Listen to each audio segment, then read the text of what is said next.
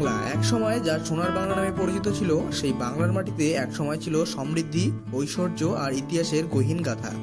রাজাদের কোষাগারের সোনাদানা, রাজপ্রাসাদের নিচে লুকিয়ে থাকা গুপ্তধন আর সেই সব হারিয়ে যাওয়া ধনসম্পদের আশ্চর্য কাহিনী, যা আজও ঘোরতর রহস্য। আজ আমরা বেরিয়ে পড়ব আর এক রহস্যময় অভিযানে। প্রাচীন বাংলার কথা উঠলেই প্রথমে আসে সোমপুর মহাবিহার, মহাস্থানগড়, পান্ডুয়া কিংবা গৌড়ের নাম। পাল, সেন, গুপ্ত, মৌর্য নানা শাসক গোষ্ঠীর পৃষ্ঠপোষকতায় বাংলা একসময় ছিল সুবর্ণভূমি। ঐতিহাসিকদের মতে গঙ্গা, পদ্মা, ব্রহ্মপুত্রের ত্রিভুজ অঞ্চলে ছিল অঢেল ধনসম্পদ।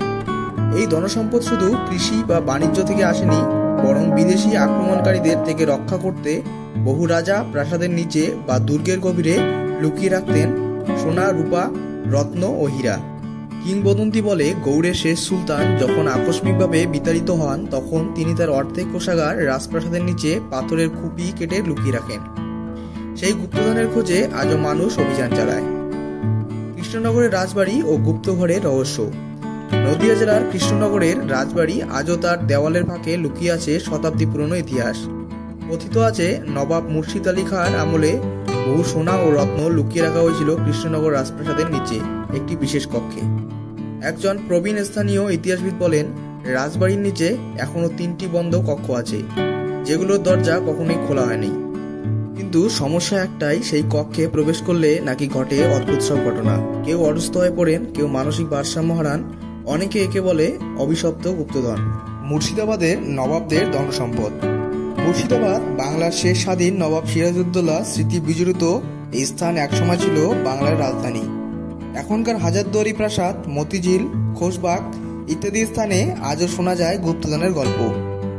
সবচেয়ে প্রচলিত কাহিনী হলো, মির্জাপুরের বিশ্বাসঘাতকতার পরে সিরাজউদ্দৌলা নাকি তার ব্যক্তিগত ধনসম্পদের বড় একটা অংশ কুঠিবাড়ির কাছে একটি কুয়োর ভেতরে ফেলে দেন।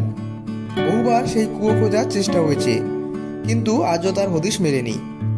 2019 সালে যাদবপুর বিশ্ববিদ্যালয়ের একটি প্রত্নতাত্ত্বিক দল পশ্চিম মেদিনীপুরের এক পুরনো জমিদার বাড়িতে অনুসন্ধান চালায়। পুরাতন মানচিত্র ও জনশ্রুতি ধরে অনুসন্ধান করে তারা একটি মাটির নিচের ঘরের হদিশ পায়। সেই ঘরে পাওয়া যায় বেশ কিছু সোনার মুদ্রা, রত্নখচিত অলংকার ও প্রাচীন অস্ত্র। তবে সরকারি বিধিনিষেধের কারণে এই আবিষ্কার খুব একটা আলোচনা আসেনি। আজও সেই গুপ্তঘর বন্ধ করে রাখা আছে সরকারের তত্ত্বাবধানে। বাংলার প্রতিটি জেলাতে আছে এমন কিছু লোককাহিনী যেখানে হারিয়ে যাওয়া গুপ্তধনের গল্প আছে। যেমন বীরভূমে শোনা যায় এক রাজার ধনসম্পদ নাকি আজও পাহাড়পুর অঞ্চলে একটি গুহায় লুকিয়ে আছে।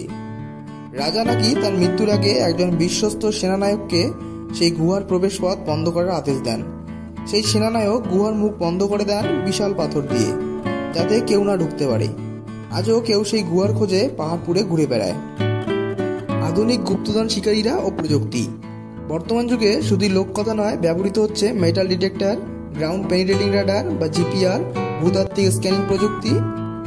বহু শখের গুপ্তধন শিকারীরা এখন বাংলার নানা প্রান্তে অনুসন্ধান চালায় রাতের অন্ধকারে। তবে অনেক ক্ষেত্রেই এগুলো বেআইনি কার্যকলাপ হিসাবে ধরা পড়ে, কারণ সরকারিভাবে প্রত্নসম্পদ উদ্ধার করা ছাড়া ব্যক্তিগতভাবে খনন করা আইনসঙ্গত নয়। সত্যি কি লুকিয়ে আছে গুপ্তধন? এখন প্রশ্ন হলো, এইসব গল্প, এইসব অনুসন্ধান কি শুধুই গুজব? ইতিহাসবিদদের মতে সত্যি বাংলার নানা অঞ্চলে রাজাদের লুকানো ধন সম্পদ থাকতে পারে, তবে এগুলো উদ্ধারের জন্য দরকার সঠিক ইতিহাস জ্ঞান, আধুনিক প্রযুক্তি এবং সরকারিভাবে অনুমোদিত অনুসন্ধান। গল্প যতই রোমাঞ্চকর হোক, বাস্তবিক অনুসন্ধানে প্রতিটি ধাপ কঠিন এবং বিপদসংকুল। তবুও রয়ে গেছে আশার আলো। আজ না হোক কাল হয়তো কেউ খুঁজে পাবে বাংলার হারিয়ে যাওয়া সেই মহামূল্যবান গুপ্তধন। একটা প্রশ্ন আমাদের সবার মনে ওঠে, যদি সত্যি কোথাও গুপ্তধন লুকিয়ে থাকে, তবে কে হবে সেই ভাগ্যবান খোঁজকারী? কে খুলবে সেই ইতিহাসের বন্ধ দরজা? আপনি কি প্রস্তুত এমন এক অভিযানের জন্য?